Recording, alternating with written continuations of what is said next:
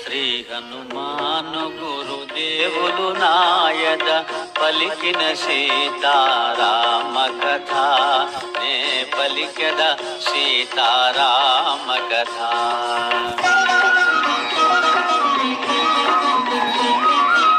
శ్రీ హనుమంతుడు అంజనీసుతుడు అతి బలవంతుడు రామభక్తుడు లంకకు పోయి రాగల ధీరుడు మహిమోపేతుడు శత్రుఘర్షణుడు జాంబవదాది వీరులందరును ప్రేరేపింపగా సమ్మతించెను.